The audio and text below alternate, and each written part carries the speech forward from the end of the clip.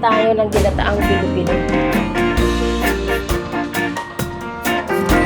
So, yung gagawin ko bilo-bilo ay itong kamuting kahoy, guys. Akin lang itong gagadyarin. Ito na, guys. Tapos ko na nabalatan. Ayan o, gagadyarin na natin.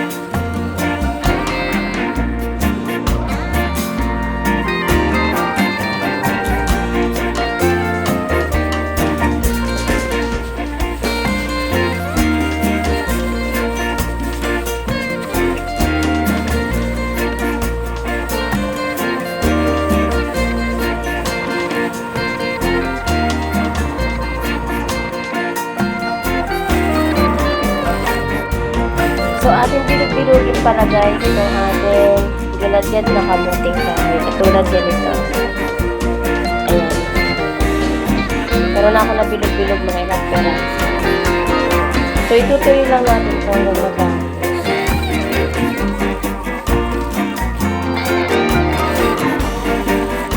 So, ayan, guys. Natapos ko na siyang bilog-bilogin. Lulutuin na natin ito. So, dito sa kawali, guys, ay pakukulaan natin yung pangalawang piga, gata.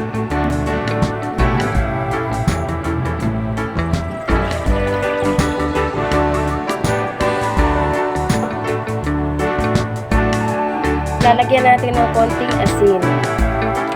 Tapos, halu-haluin lang natin hanggang sa kumulo.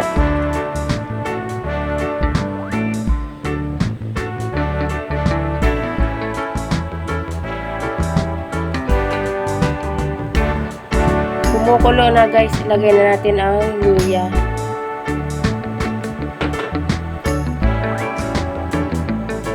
Tapos hahalo-haluin lang natin hanggang sa maglasa itong ating luya.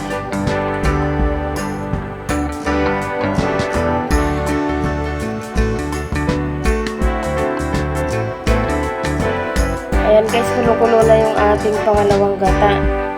Ngayon, lalagyan na natin yung ating binilog-bilog na kamuting kahoy. Lalagay na natin isa-isa. Ihulog natin dito sa kumukulo nating gata.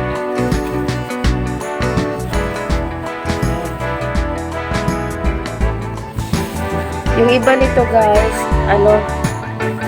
malagkit or di kaya bigas. Ginagawa nilang bilog-bilog. Luluto rin sila tuwing magmamahal na.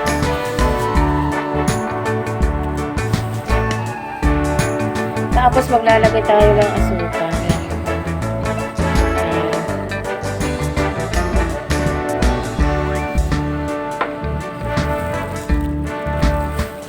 Tapos, guys, lagay na natin yung unang piga ng gata.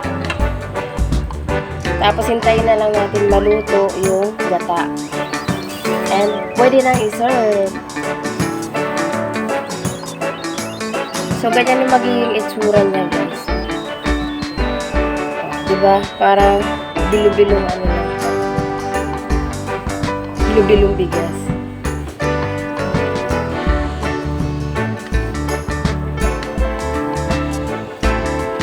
So, lulutuin pa natin to ng mga 15 minutes.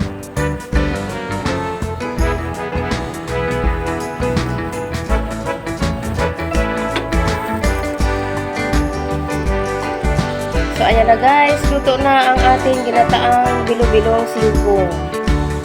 O, bilo-bilong kamuting kahoy. So, guys, yan lang po muna ngayon.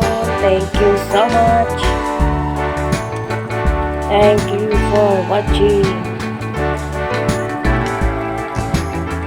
Bye-bye! Happy Holy Week! Tayo'y magnilay-nilay sa araw ng mahal na araw. Okay guys, bye bye.